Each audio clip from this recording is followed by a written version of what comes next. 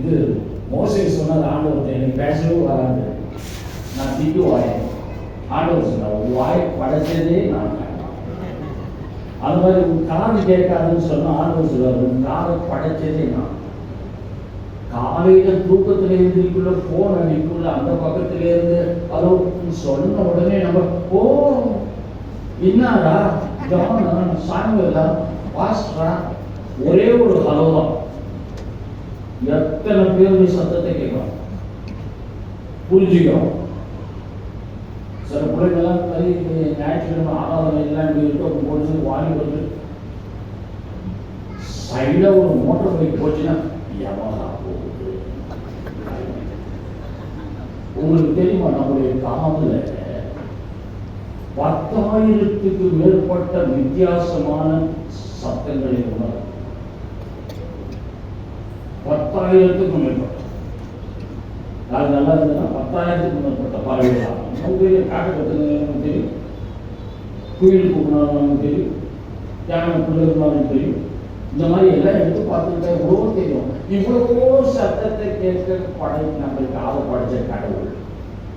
ஏன்னா போகிற சத்தத்துக்கு அனுசரித்து ஒரு ஒரு வைப்ரேஷன் இருக்கும் காலில். அவருடைய சத்தத்தை கேட்க வச்சிருக்க மாட்டாங்க, வச்சிருக்க வச்சிருக்க மாட்டாங்க.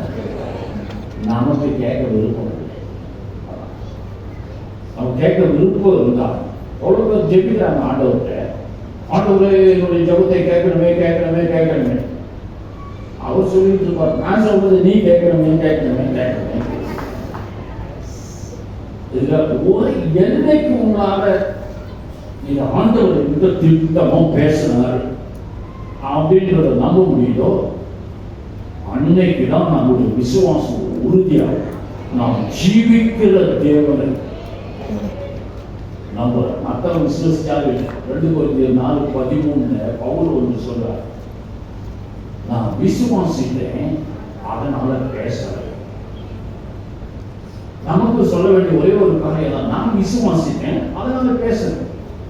இந்த சுவிசேஷம் சொல்றதுக்கு பலர் கொஞ்சம் ஒரு தடையை பார்க்கறதுக்கு நம்ம பேசினா அவங்க கேட்க மாட்டாங்க. அதெல்லாம் சுவிசேஷம் சொல்றது அதல்ல.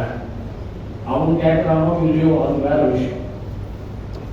பட் நீ நம்புறியா, நீ விசுவாசிக்கிறியா?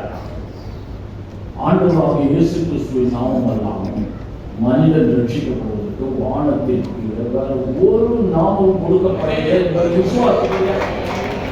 பேசு. நான் விசுவாசிக்கிறேன். I believe, therefore I speak. எப்பொழுதும் நம்ம நினைச்சுக்கணும், மற்றவங்க விசுவாசிக்கிறானான்றதல்ல. இயேசுவாமி உயிர் தெழுந்தார்னு சொல்லிட்டு யதார்த்தமா விசுவாசிக்கிறதால யாருமே நம்ப மாட்டாங்க. சில விசுவாசிகள் கூட நம்புறாங்கன்னு அதே மாதிரி.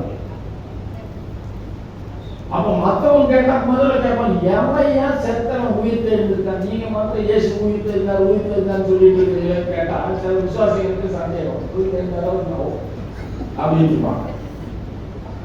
எப்படி சொல்லுவீங்க? நான் விசுவாசிக்கிறேன், அவன் நம்புறானோ இல்லையோ, நான் விசுவாசிக்கிறேன் அதனால நான் பேசுறேன். I believe, therefore I speak. அதுதான் சுவிசேஷம் சொல்றதுக்குள்ள அடிஸ்தான். ஏதாவது காரணத்தால இவன் கேட்பானா, கேட்டா என்ன பரிகசிப்பானா அப்படின்லாம் சந்தேகம் வந்தா நம்ம சுவிசேஷமே சொல்ல மாட்டோம். நம்ம சுவிசேஷம் சொல்றதுக்கு ஒரே ஒரு காரணம், பவுல் சொல்றாரு, நான் விசுவாசிக்கிறேன் அதனால நான் பேசுறேன். I believe, therefore I speak. அப்ப அதே போலதான் ஜெபத்திலும் நம்ம இங்க வந்து பல காரியங்களுக்காக ஜெபிக்கிறோம், ரொம்ப நல்லது ஜெபிக்கிறோம். அந்த ஜெபம் ஆண்டவர் கேட்கிறாருன்றது நல்லது. பல சமயங்களில் ஜெபம்ன்றது நம்ம வந்து சொல்லிட்டு போறோமே தவிர கொஞ்ச நேரம் வெயிட் பண்ண மாட்டேன். நம்ம வந்து ஜெபிக்க வேண்டிய அவசியம் இருக்குதா? நம்ம ஜெபிக்கிறது என்ன ஜெபிக்க போறோம்னு ஆண்டவருக்கு தெரியுமா தெரியாதா? தெரியுமா தெரியாதா? தெரியும். நம்ம ஜெபிக்க போறது நம்ம ஜெபிக்கிறதுக்கு முன்னே ஆண்டவருக்கு தெரியுமா தெரியாதா? தெரியும். நம்ம ஜெபிக்கிறது ஆண்டவருக்கு தெரியும்ன்றது நமக்கு தெரியுமா தெரியாதா? தெரியும்.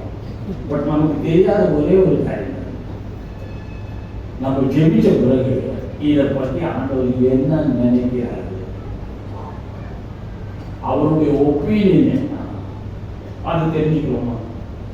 இல்லைன்னா இந்த மாதிரி தலையில் அடிச்சிக்க மாட்டோம், அவ்வளோ ஒன்றும் தான் ஜெபிக்கிறேங்க அப்படின்னு தலையில் அடிக்கணும். ஜபன்றது நம்ம போய் சொல்லிட்டு வந்துடுவோம்.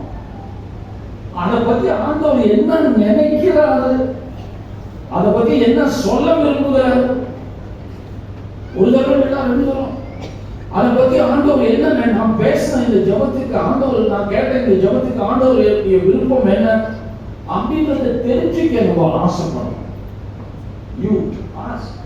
நீங்க இருதயத்தில் ஆசைப்படணும், அப்பதான் ஜபம் கம்ப்ளீட் ஆகுது.